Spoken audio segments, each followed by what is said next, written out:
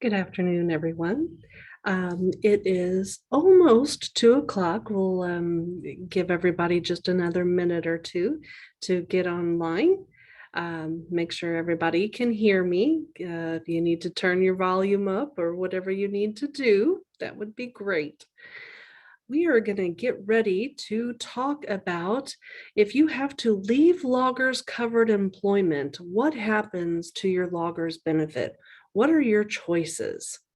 My name is Penny Thomas, and I am an education and outreach specialist. And today, again, we're going to focus just on the leaving loggers covered employment aspect. Whenever you talk about loggers covered benefits, there are so many aspects of the benefits that you can discuss. And that's why we have so many different webinars. Otherwise, we're going to miss something. So today we're going to talk about there are things that happen in our lives that take us on different paths, not intentionally sometimes. And sometimes we have no other choice than to leave where we're at and go on a different path. And if that is the case with you or someone you know, or someone you're trying to help, that has loggers, sometimes that's a difficult thing to manage, is trying to figure out how to make one path coordinate with the next path. So we're going to try to make it less challenging today, open up some of those ideas as far as what's out there, as far as options for you. Okay. And it looks like we have the majority of the people who have registered are already on board. So we're going to move forward. If you would like to ask any questions today, I ask that you do so in a typed form in the Q&A section. If you scroll your, I say scroll, but if you move your cursor, hover your cursor over either the top or bottom of your screen, you should have a dialog box that comes up and a Q&A box should pop up. Just click on that box and then you can type in your question and I will try to answer those as I go on. I do show that somebody has raised their hand. If you have a question, go ahead and just type that in the Q&A section if you can. Okay. All right, let's go ahead and move forward. Let's talk right off the bat about member options. First of all, we have to know what is the situation. That's not a problem. There's a raised hand in air, not a problem. Okay, we have to know what a member's situation is to know what options that member has as far as their logger's benefit is concerned. So we need to know, number one, is the member vested? Now, to be a vested loggers member, you will have had to work 60 months of credited service for loggers. So that's 5 years, 5 years. Okay. And then it's good to know what the retirement ages are.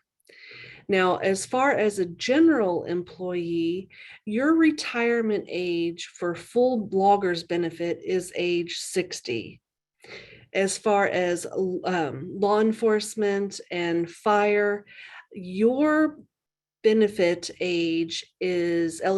age is age 55. Now, if your public safety, which includes EMT, jailers, and dispatchers, communications officers, and your employer has chosen the age 55, elected the age 55 eligibility, then your eligibility age would be 55 as well. You could potentially have the rule of 80. So that means if your if your employer has chosen the rule of 80, once your age plus the number of years of credited service equal 80, you can retire with full benefits. So all of these things are really good to know when we're talking about what the options are for each member when they have to leave loggers covered employment. So let's look first at an individual that has only 4 years of service credit.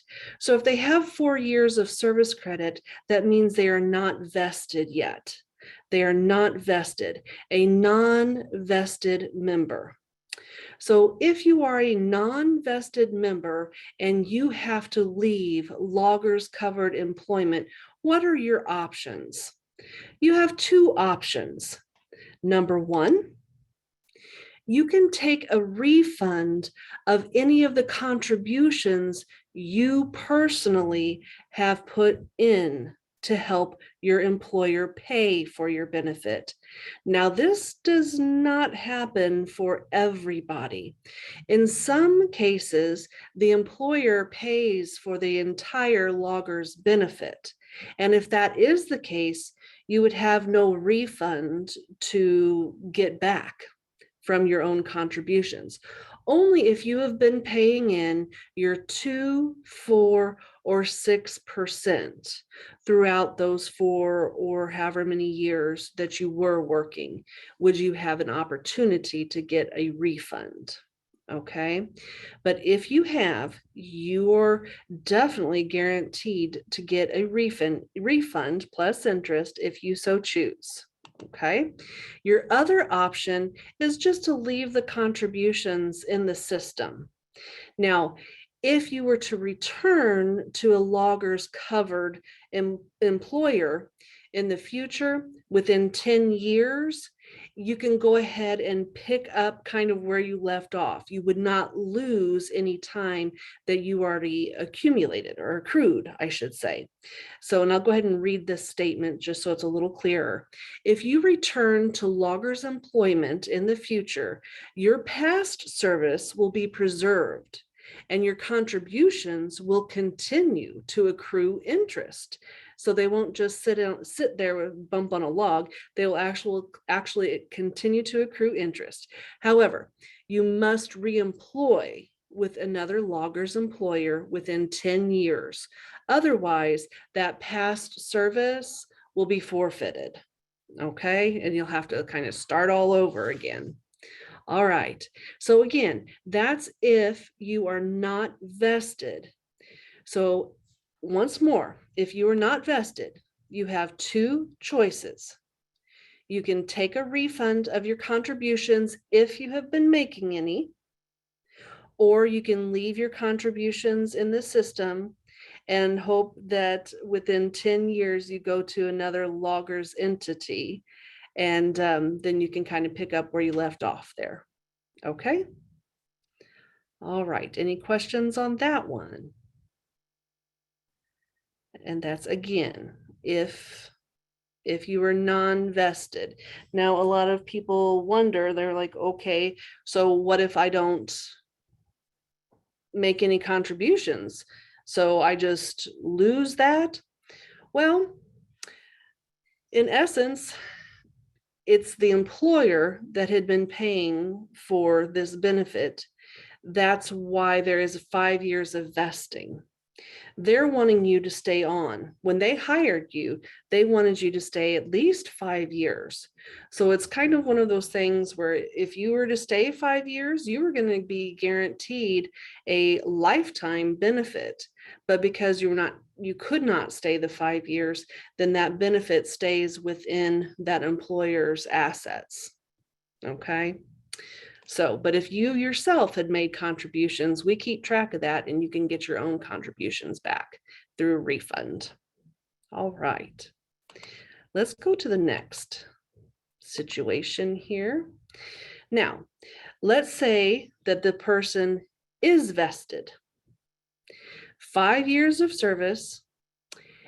And in this case, they have to leave loggers covered employment before they reach early retirement age.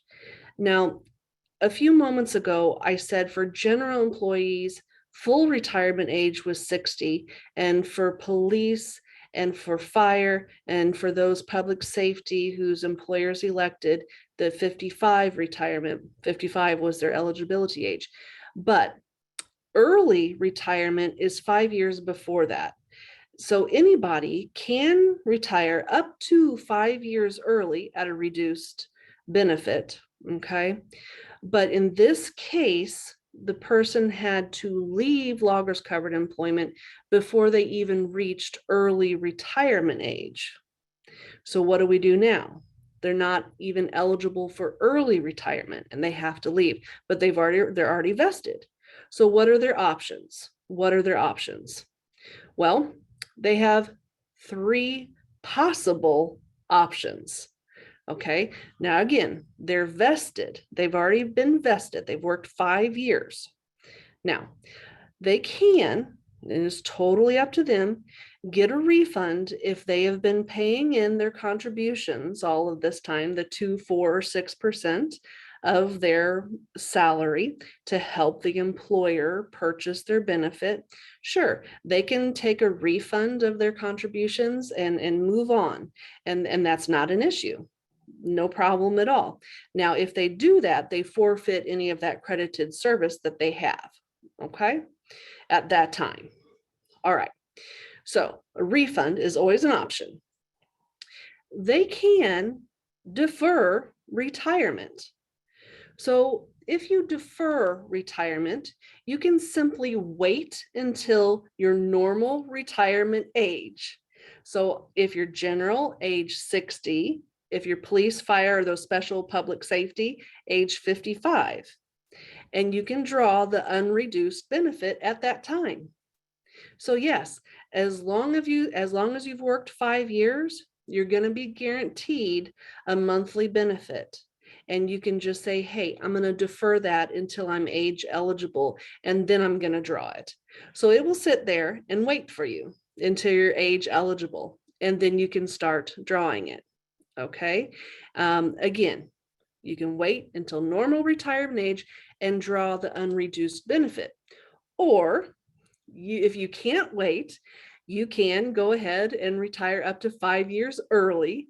So again, for general employees, age 55, for fire and police and those special public safety, age 50. Okay, it will be at a reduced rate.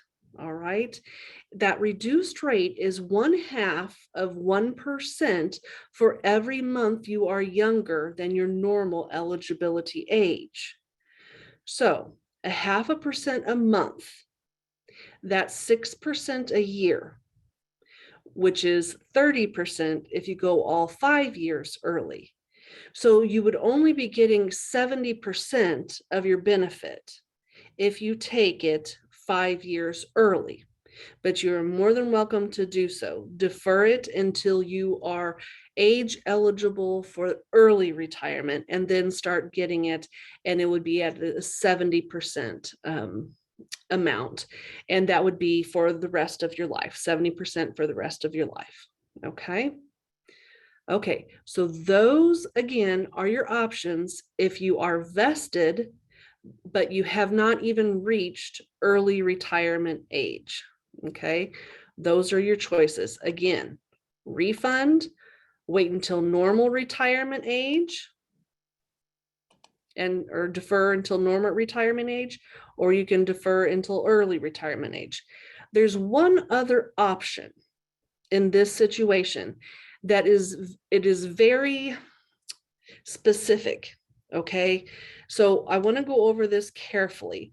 We do have a payment option that's called a lump sum payout.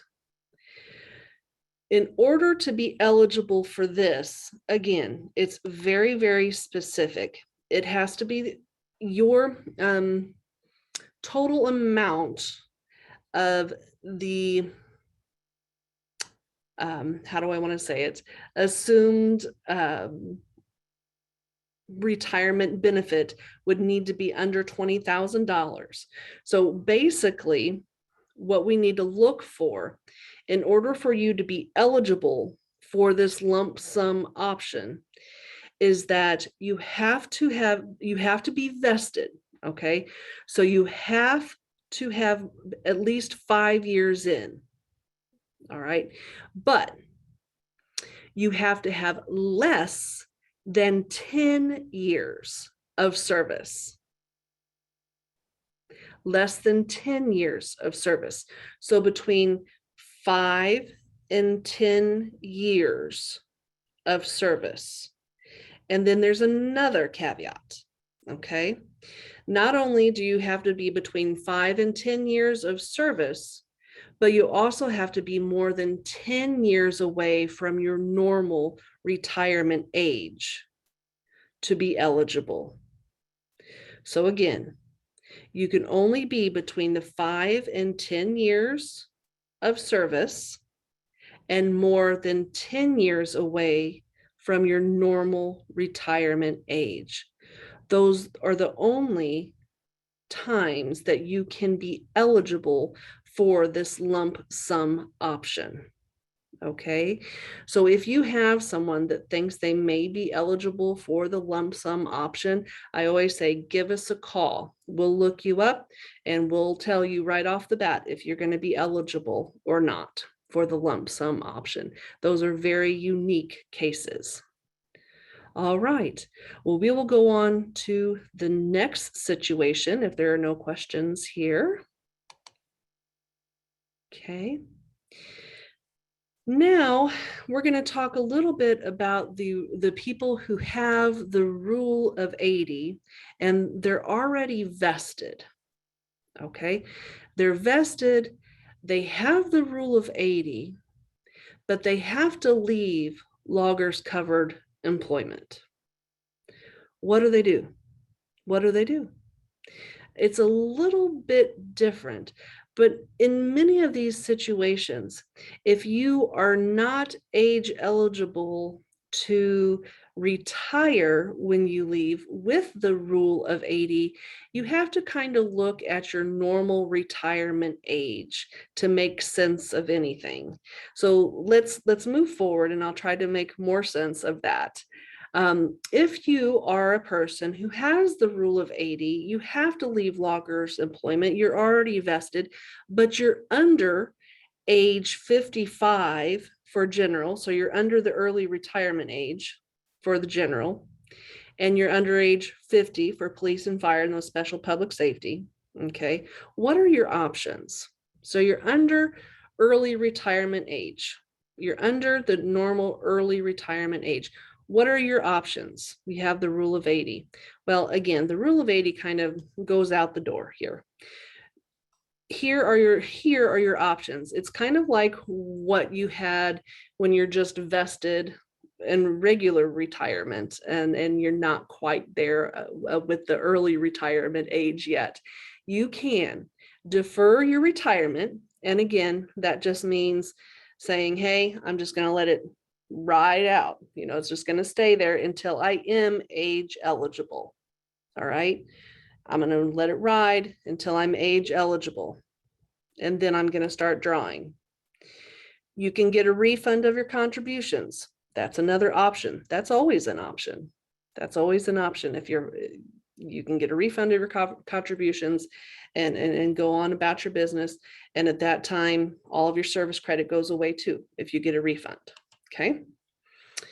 And again, you can look at that lump sum payout to see if you're eligible for that. All right. So those are your options. Again, I'll go back. If you have the rule of 80, the rule of 80 just kind of goes out the door. You have to look. If you're under that early retirement age, you can defer your retirement until you can either reach that early retirement age and take early retirement, or defer it until you are age eligible for normal retirement. Okay, you can do the refund, or you can see if you're eligible for the lump sum payout. All right, now let's say that you are between that early retirement period and your normal retirement period. Okay, So if you're general, you're between 55 and 60, and you're police, you're between 50 and 55. What can you do? All right. In this case, it's no longer called deferred retirement. It's basically called delayed retirement. You're not going to take early retirement, is basically what that's going to say. You're just going to delay it. Okay. You're going to say, hey, you know what? I don't want to take it right now. I have to leave loggers employment.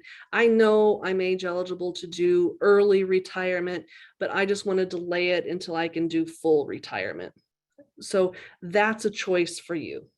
That's one of the choices. Delay the retirement until you're fully age eligible, either age 60 or age 55. Okay. Or you can go ahead and take early retirement. Those are your options. Okay. If you have to leave loggers employment. All right. I do have a question that came through here. There is someone who wants to know that definition of the rule of 80 again. Now, not all employers are going to have the rule of 80. Okay.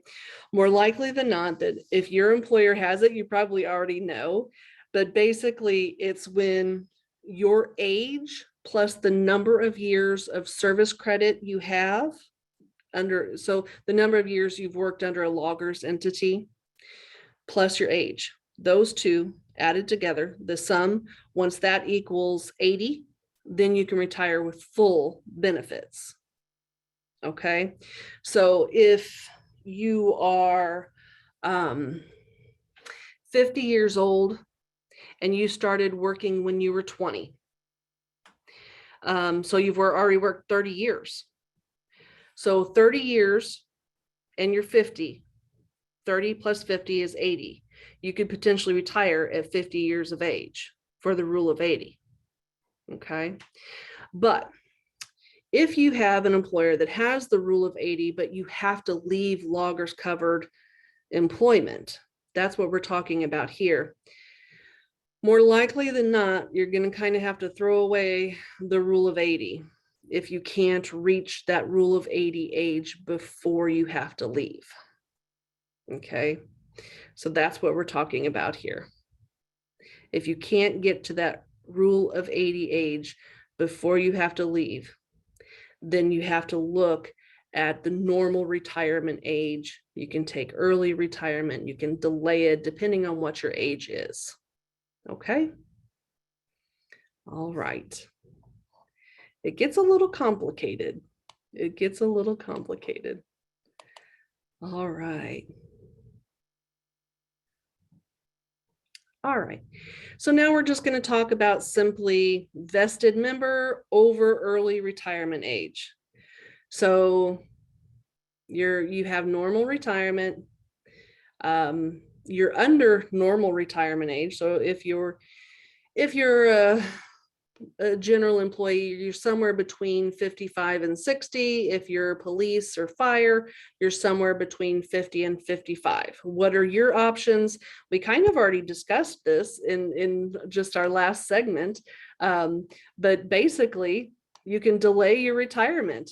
You can just say, hey, you know what? I know that I could take early retirement, but I'm not going to.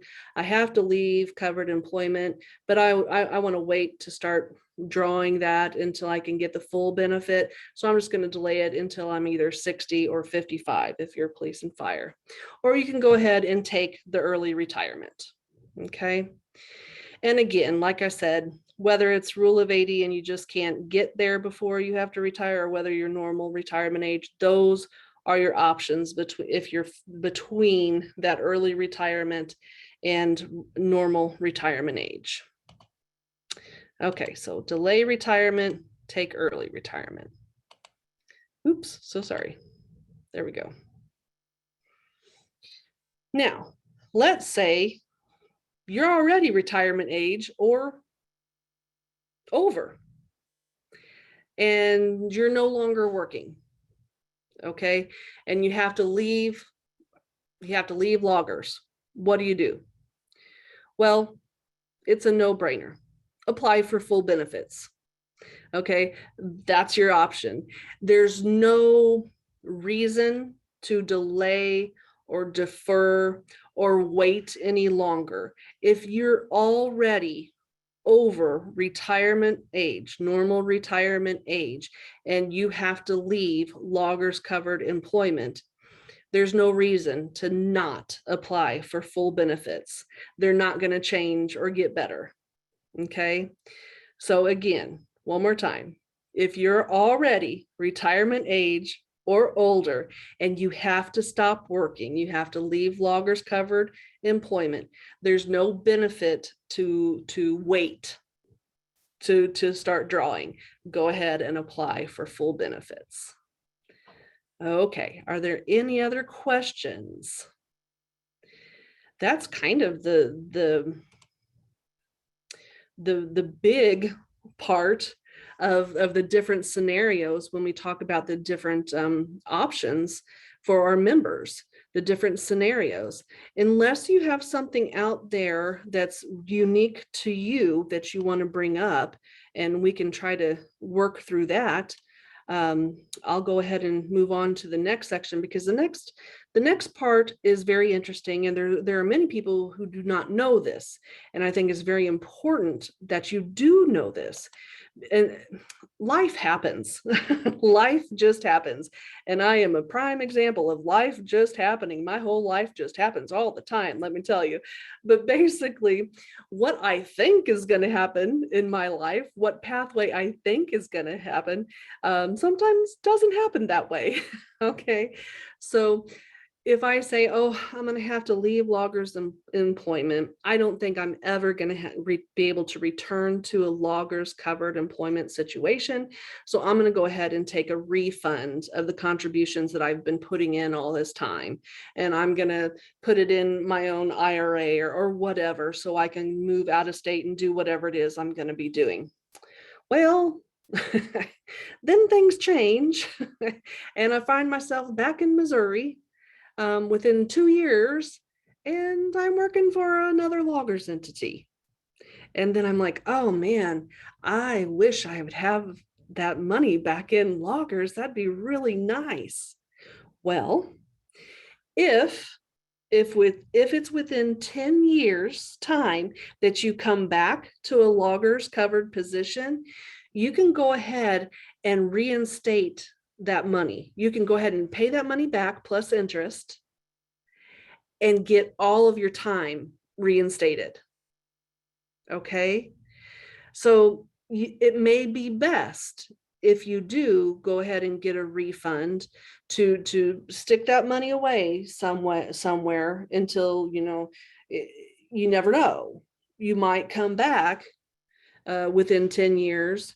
And if you do, that money will be right there, and you can go ahead and put it right back in to loggers, and you'll have your time back just like that. Okay. So a lot of people do not know that. So, oh, I see another question. If a police or fire employee who is vested but under age 50, so under early retirement age, is it possible to delay retirement, or is the retirement benefit lost? In this case, if you were under 50, it wouldn't be called delaying retirement. It would be called deferring your retirement. Defer, you're going to defer it. So even, as long as you're vested, you can just say, hey, you know what? I have to leave loggers, but I'm going to start drawing on this whenever I am age eligible. I'm just going to defer it for now. Okay. The only, it is so slight, the difference between defer and delay. Delay is whenever you're already early retirement eligible, but you just want to delay it until you're fully eligible at normal retirement age. And defer is whenever you're younger than any kind of early retirement or normal retirement age. Okay. Does that answer your question, Lucas? The retirement benefit is not lost. If you're vested, it will not be lost unless you take a refund. Unless you take a refund, it will still be there for you. Okay. And Lucas, your last name is my maiden name, which is, there aren't too many of us out there. So I wonder if we're related somewhere down in the Cape Girardeau area in Bullinger County. So we may be related. Okay. All right. That's all I see right now. So reinstatement, I think that's very important to know that you do have that option of coming back if you need to. All right. The last thing I'm going to talk about is returning to work. And this returning to work is actually after you've retired. So have you left a loggers covered entity? Yeah, because you've retired from it. Okay, so that's why it falls under this category and the reason why I'm going to talk about it. But before I get too heavy into this, I want to talk and answer all of the questions that might be out there for anybody who is not wondering about what happens after retirement, but what happens before retirement if you have to leave loggers employment. Are there any lingering questions out there?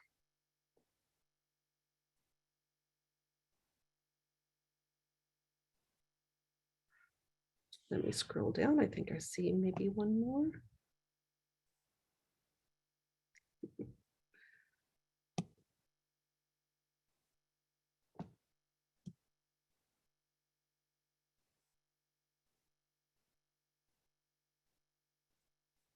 Okay.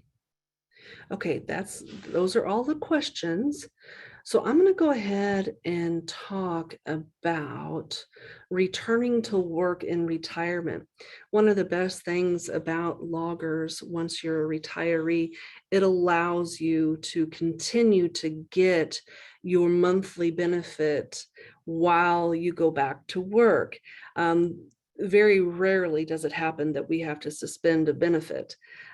So let's talk about all of the ways that you can potentially go back to work and continue to get your monthly benefit.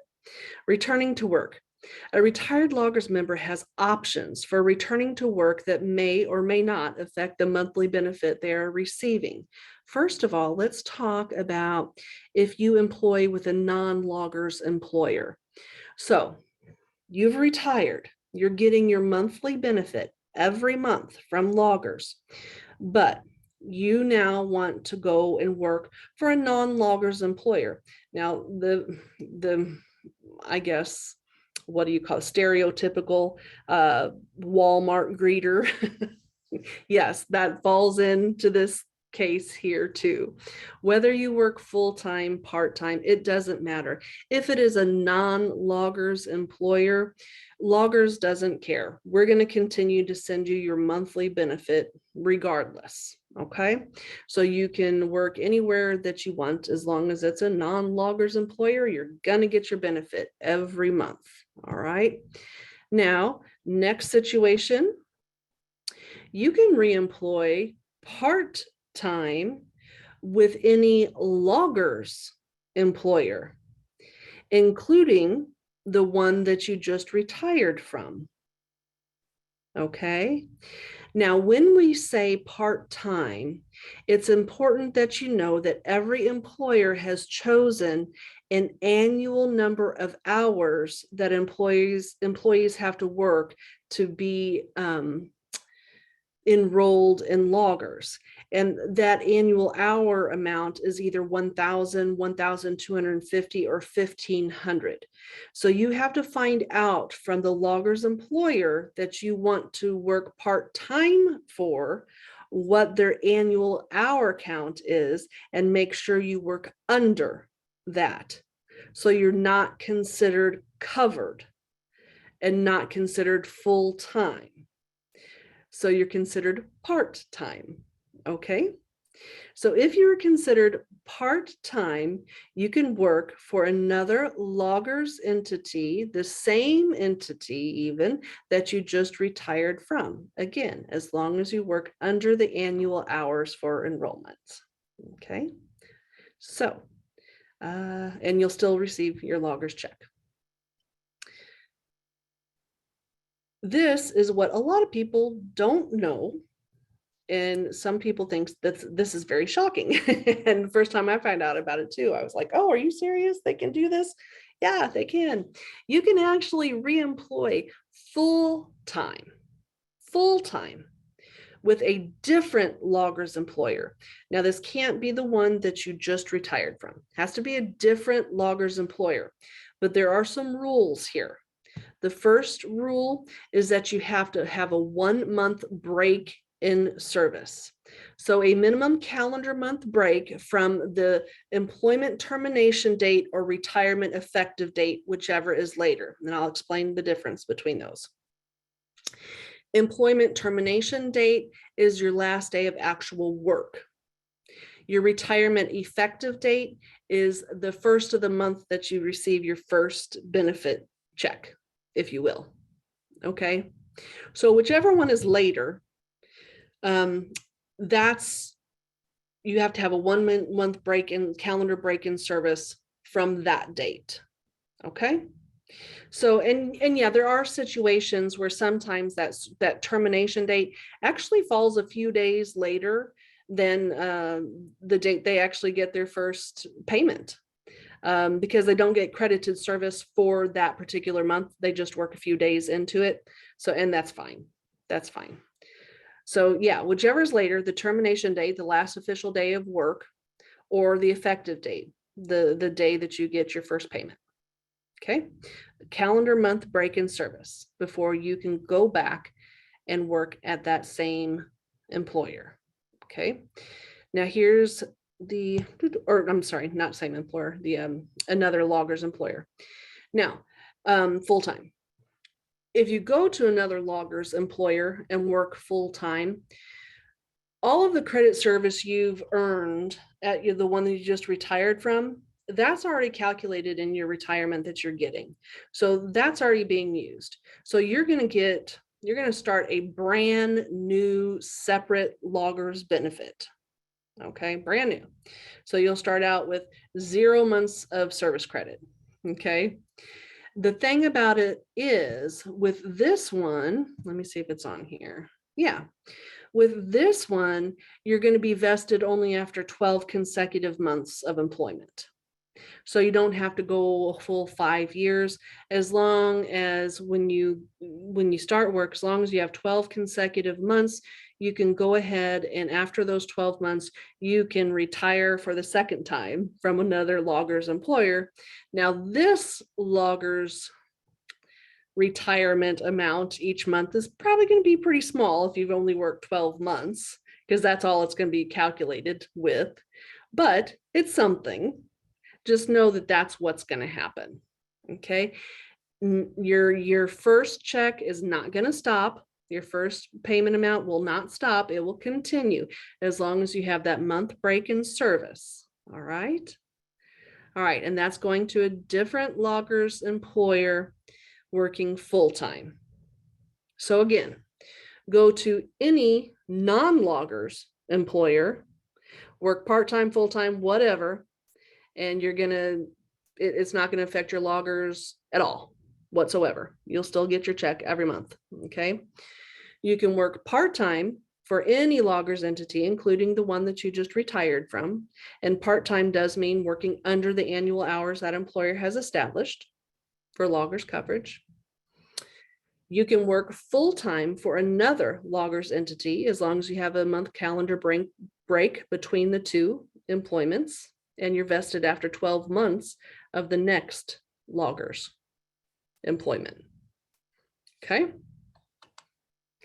So it's pretty easy to go to work and continue to receive your loggers benefit. But I do want to talk about the one time that your benefit could be suspended. If you retire, and then you decide, maybe I shouldn't have retired. That wasn't a good time for me. I want to go back. Okay. And you go back to the same employer, same position, you just go back, or they're begging for you to go back. At that point, what happens is that your benefit will be suspended if you go back to work full time from the position you just retired from the employer you just retired from. Okay, let's look here. And so when you do go back, because we have already calculated your benefit and we're just suspending it, all of those service credits have already been used. It's just in the suspended form. Okay. So you're going to have to start a brand new separate loggers benefit, as if you're going to a brand new loggers entity to start a brand new benefit. Okay. So you'll start out with 0 service credit. And again, after 12 months of 12 consecutive months of employment, then you could retire again. And at that time, we would unsuspend the benefit, and the second payment would kick in as well. So the first payment would then kick in with the second payment, resume along with the second benefit. Okay. So again, the only time that your loggers benefit would be suspended is if you go back to work, the same full-time, same employer. Okay.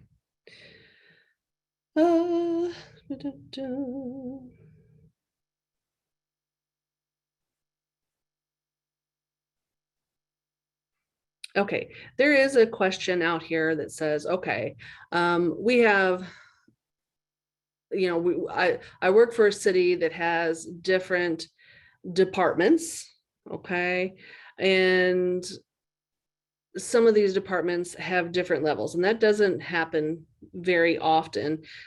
Usually that deals with Social Security. Sometimes a general department pays into Social Security where a police and fire, they don't. Things happen where sometimes that there are differences. Okay. So in other words, bottom line is they're wanting to know is if you retire from police and then you decide to go to work for general, would your benefit be suspended? That's a hairy question. It is a hairy question because it's still the same entity, but it's different departments. And it is a whole different program as well, because if you're looking at police and fire, they can retire officially with full benefits at age 55. Okay. So at age 55, they could potentially retire and then go and work in some other capacity as a general for that same entity. In that case, it is possible and it would not be suspended in that case. To make sure though, I would definitely call and talk to your benefit specialist before you actually do that, to make sure that everything is legit and it lines up, because that can get hairy if if anything goes awry. All right.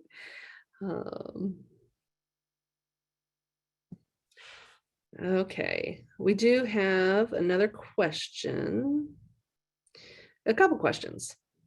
Very good. Can you confirm if the vested anniversary date has to be the exact date, or can the departure month be considered valid? Okay, vested anniversary date. So as far as vesting, and I'm hoping I'm answering this question when I say this. We say 5 years, which we count everything by months. So 60 months, you would need 60 months of credited service. Okay. So if you left before you got service credit for that 60th month, then you would not be vested. Now, in order to see like at what point in the month do you get service credit? It depends on your employer's annual hours. If your employer has the 1,500 annual hours, then you would have to work until at least the 15th of the month to get service credit for that month.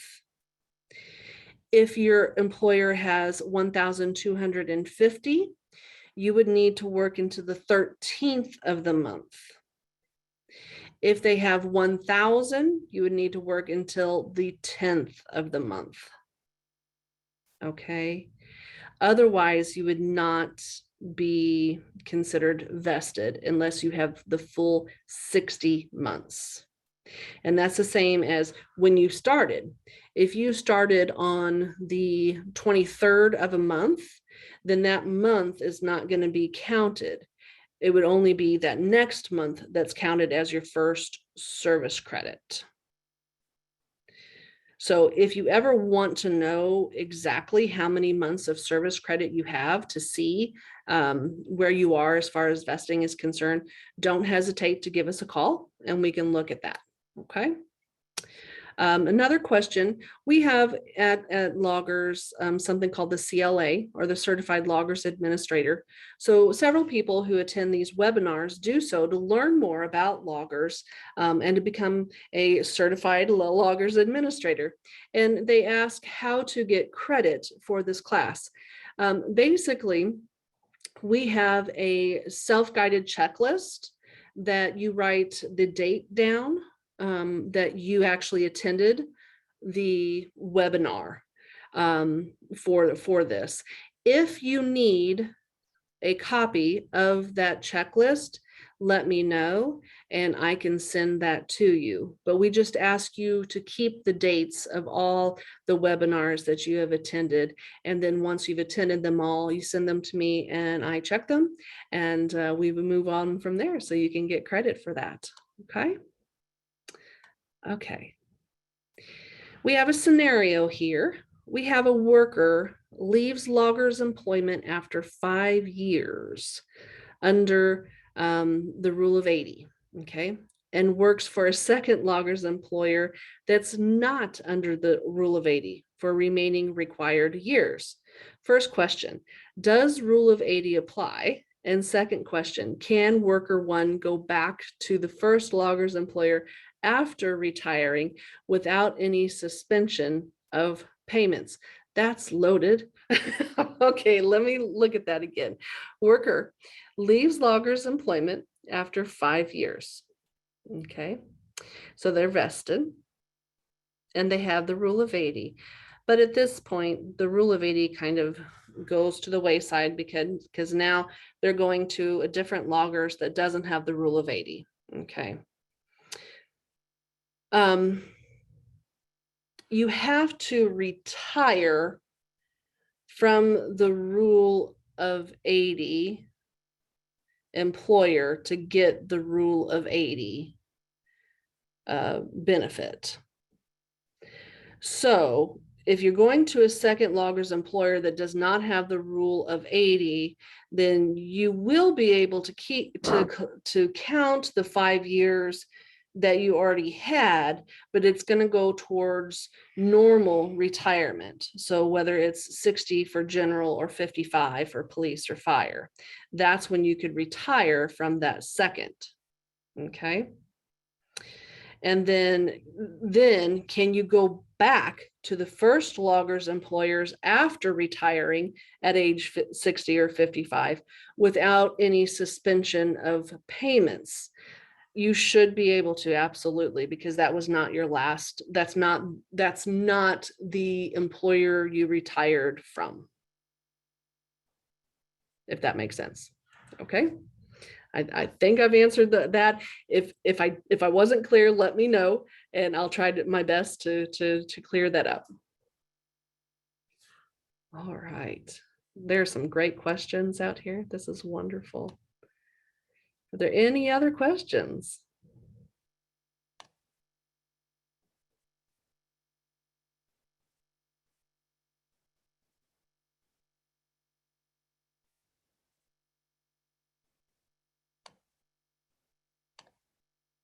Okay, fantastic. All right. All right, let me see if there's anything else out here that we need to cover. I think that was mainly it. Just other than making sure that you guys stay connected with us. And if you guys ever have any questions or concerns, don't hesitate to give us a call and ask. That's why we're here, to make sure that you guys understand what's going on with your benefit. It's your money, it's your lives. It's very important, and we want to make sure that we're doing what we can to make sure you understand. Okay, now we do have a question, how soon must we notify loggers that we will be leaving? Actually, what happens, we have somebody from your employer that lets us know that you have left. So you don't necessarily have to let us know unless you are wanting your refund. Okay. So if you're requesting a refund, then we do have some paperwork to fill out. So as soon as you know that you're going to leave, we would need a date of termination for sure, and we would move forward at that time. Okay, you wouldn't be able to get your refund probably until after you officially leave. But I don't think we have a specific, we have to know at this time. Otherwise, it is our employers that let us know once somebody has moved on.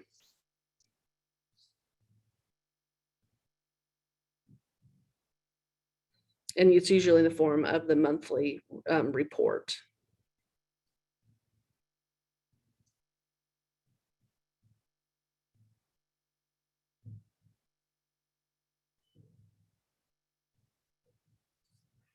Okay, I'll stay on just for a few more minutes in case there are any lingering questions. Thank you so much for attending today. I hope you have a fantastic rest of the day and rest of the week. We'll talk to you soon. Bye-bye.